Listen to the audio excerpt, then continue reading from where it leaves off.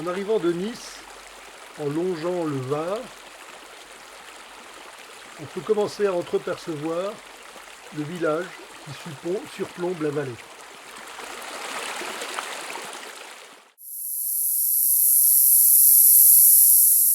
Par une belle journée du mois d'août, nous allons tous travailler à la Chaudanne. Ça monte, ça descend, bien fatigant. Françoise et Bernard batifolent dans la campagne, alors que Fanny va aider son père à ramasser des pommes de terre. Jean et Jeanne travaillent et sont heureux de recueillir un peu d'aide. Que la terre est basse, mais la récompense des pommes de terre pour tout l'hiver.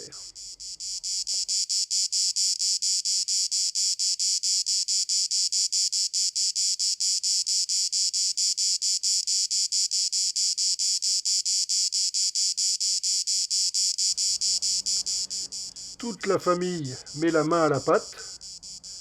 Il est hors de question de perdre une pomme de terre.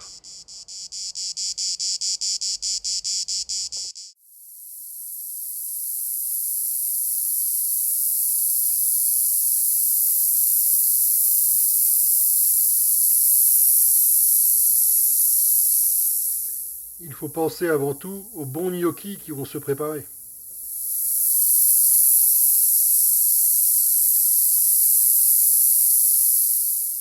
Tante Lina, du haut de son donjon, surveille les opérations.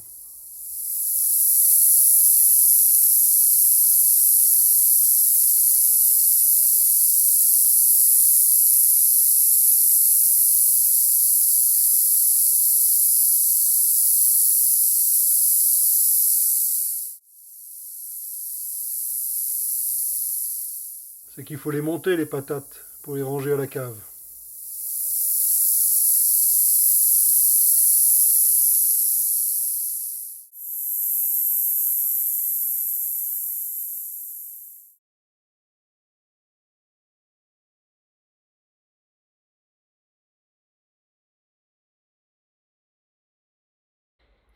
La Chaudanne va bientôt passer à l'ombre. Il va être temps de rentrer au village.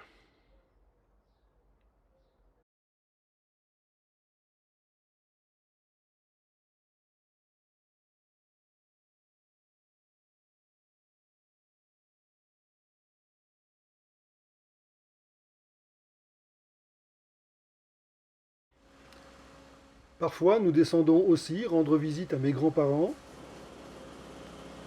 paternels, Gino et Jeanne Conti, qui ont une petite maison entre la gare et le village. Ça nous donne l'occasion de voir passer le train de Pigne qui dessert le village de Nice jusqu'à Villiers.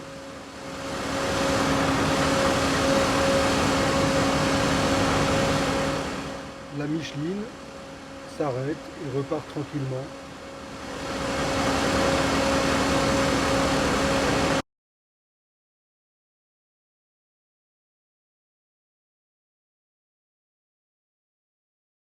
Petit repas en plein soleil. La campagne est aride, ça surplombe les vignes. Qu'il était difficile pour ma grand-mère citadine de s'adapter à cette vie campagnarde. Mais nous, on chassait les scorpions et ça nous amusait bien. Le soleil tape. Le soleil tape. Sieste interminable obligatoire. Et après, on pourra enfin remonter au village. Autre grand classique, la promenade vers Saint-Jean, avec une halte aux oliviers, près du château, d'où on peut contempler le village. Le vent souffle légèrement. Le château d'eau n'est pas loin. Les toits s'enchevêtrent.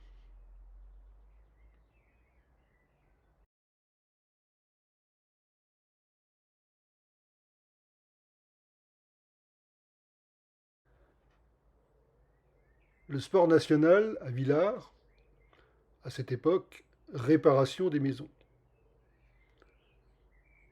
La maison de Villars, où on passait nos étés, avec ce que l'on appelait le galta, où mon père, Robert, sciait, clouait, faisait du ciment, la grosse activité de l'été. Maison sur 3 étages avec 2 caves. Les familles se retrouvaient, entre autres, à un lieu qu'on appelait le château, en haut du village. Mon cousin Hugues, fils d'Edmond et de Janine, courait dans les alentours.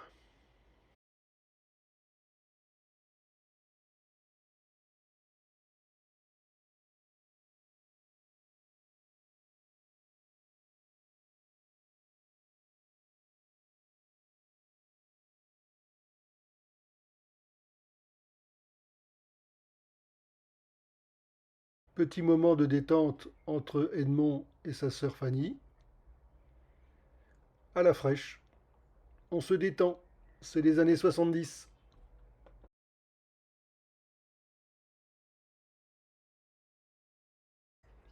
Petit village médiéval avec des rues étroites qui permet de garder un peu de fraîcheur.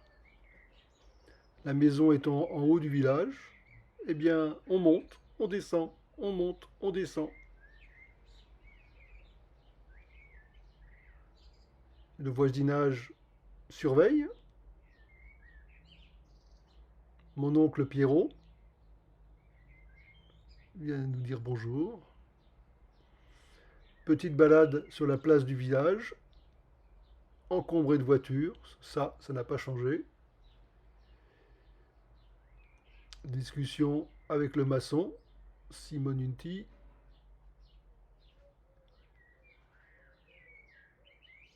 Ça jougougne, ça jougougne. Les anciens se retrouvent. La fontaine continue de fournir de l'eau au village. Ma grand-mère discute avec ses voisines et ses copines. Mon père fait le fier.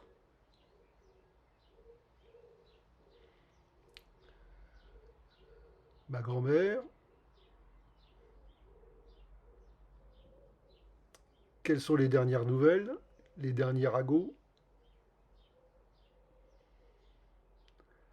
L'église du village. Mes tantes en goguette. Mes tantes de l'époque.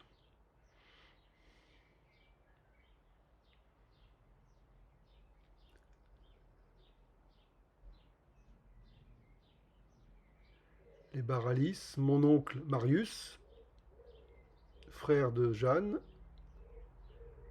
Tout le monde se retrouve au café pour le petit vin blanc. Marinette sert tout le monde.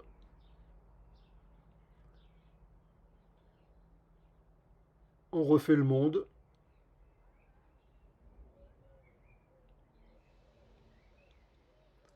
Dix fois.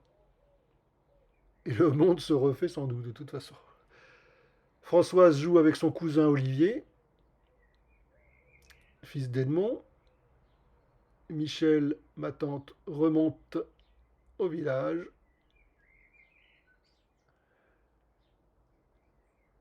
Et les enfants ne veulent pas avancer, n'en font qu'à leur tête.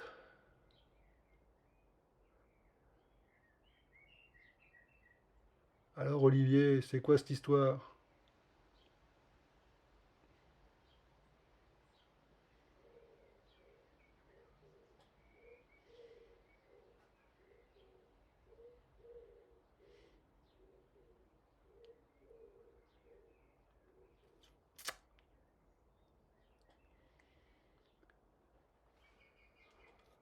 Allez, ça c'est le meilleur moment.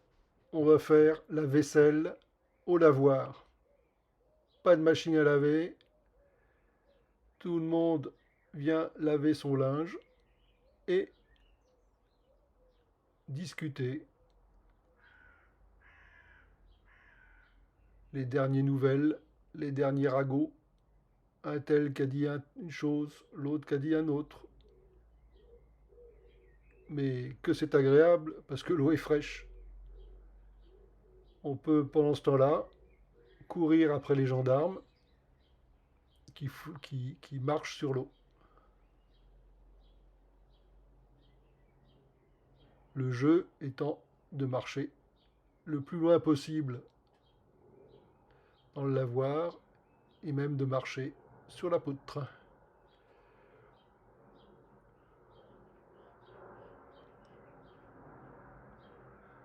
Ah, que l'eau est froide. Pendant ce temps-là, ma grand-mère va acheter des fleurs de courge et des tomates. Elle va préparer des beignets aux fleurs de courge. Miam, miam, miam, miam, miam. Le voisin Schneider tape la discute.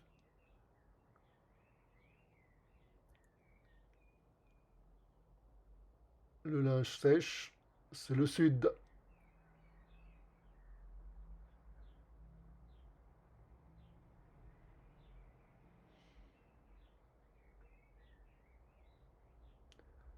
Ah, le fameux grand-père Garnier. J'ai toujours cru qu'il avait 110 ans, il n'avait que 60 ans. Courbé en deux, avec sa ceinture de flanelle.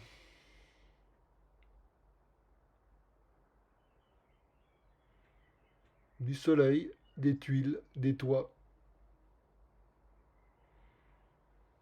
Et c'est l'heure des brochettes. Petite promenade le long du canal qui alimente le village et surtout le lavoir, passe au-dessus de la Chaudane, et la récompense au bout du lavoir, au bout du canal, était de pouvoir se baigner.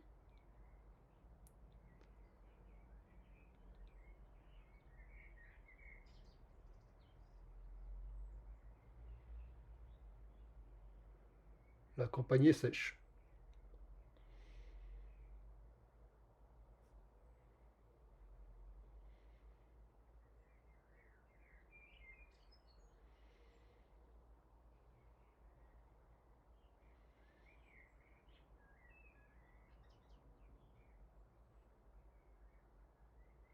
Quelques petites chutes d'eau, et enfin, après avoir passé le bord du réservoir, on peut arriver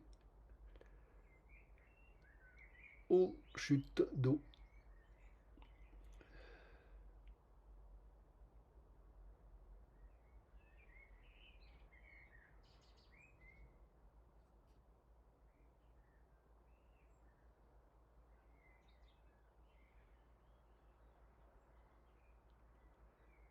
Petite promenade avec ma tante Ginette et mon oncle Jeannot.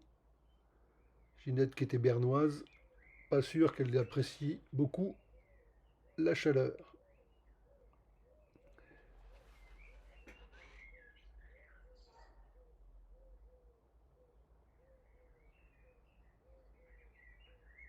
Olivier,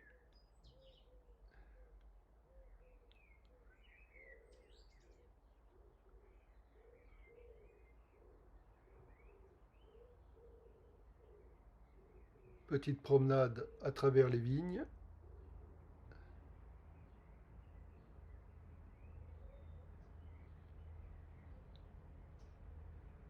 Pour arriver au lieu-dit Le Chival, qui était la campagne de la famille Baralis. Je me souviens bien de cette vieille voiture qu'on pouvait conduire.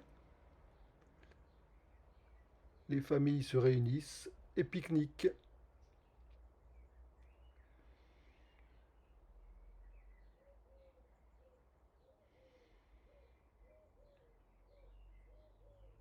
Famille Schneider, Baralis. Joyeuse ambiance.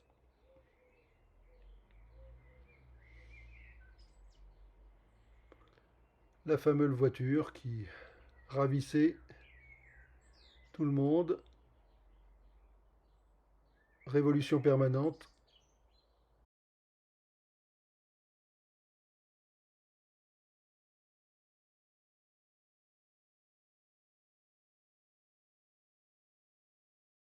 Bon, de temps en temps, ça tombait en panne. Beaucoup d'énergie pour entretenir une campagne aride. La fin des vacances approche. Le festin de massouin et la promenade à Saint-Jean au petit matin à la fraîche. Les orages du 15 août sont passés. Traditionnelle petite visite à la croix qui domine le village. Il est temps de rentrer. Les parents ont le moral dans les chaussures. Pour moi, ce sera le lycée Hoche à Versailles, l'année du bac, la prépa et tout ce qui s'en suivra. Merci.